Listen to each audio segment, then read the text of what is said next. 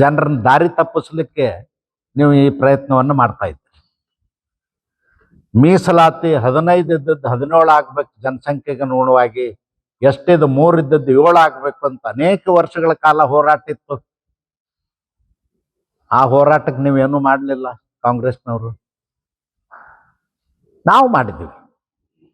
15 ಇದ್ದದ್ದು 17 ಮಾಡಿದ್ದೀವಿ ಜನಸಂಖ್ಯೆ ಅನುಗುಣವಾಗಿ, 3 ಇದ್ದದ್ದು 7 ಮಾಡಿದ್ವಿ. ನೀವೆಂದಾದ್ರೂ ಮಾಡಿದ್ರೆ ಈ ಜನಾಂಗಕ್ಕೆ ಎಂದಾದ್ರೂ ಉಪಯೋಗ ಆಗಿರ? ಕಾಂಗ್ರೆಸ್ನವ್ರು ಎಂದೂ ಆಗಿಲ್ಲ. ಅವ್ರನ್ನ ವೋಟ್ ಬ್ಯಾಂಕ್ ಮಾಡಿಕೊಂಡು ವೋಟ್ ಹಾಕಿಸ್ಕೊಳ್ಳದೆ ಬಿಟ್ಟರೆ ಹೊರತು ಬೇರೆ ಏನು ಮಾಡಲಿಲ್ಲ.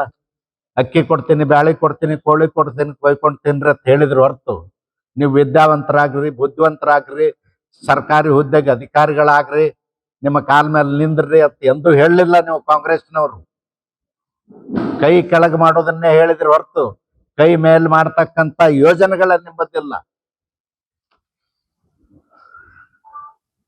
ಅದಕ್ಕೆ ನಾನು ಈ ಸಂದರ್ಭದಲ್ಲಿ ಇಷ್ಟೇ ಹೇಳಲಿಕ್ಕೆ ಬಯಸ್ತೇನೆ.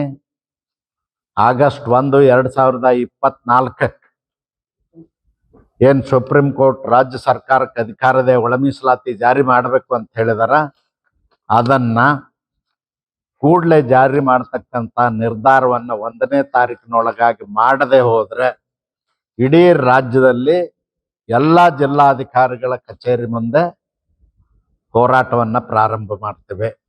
11ನೇ ತಾರೀಕಿಗೆ ನಿಮ್ಮ ಅಧಿವೇಶನ ನಡೀತದ.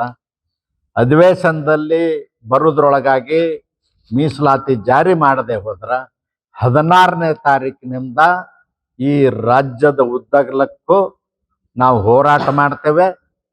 ಕಾಂಗ್ರೆಸ್ಸಿನ ಮಂತ್ರಿಗಳು ಯಾವುದೇ ಕಾರ್ಯಕ್ರಮದಲ್ಲಿ ರಾಜ್ಯದಲ್ಲಿ ಭಾಗವಹಿಸಿದಂತೆ ನಾವು ಉಗ್ರವಾದಂಥ ಚಳವಳಿಯನ್ನು ಪ್ರಾರಂಭ ಮಾಡ್ತೇವೆ.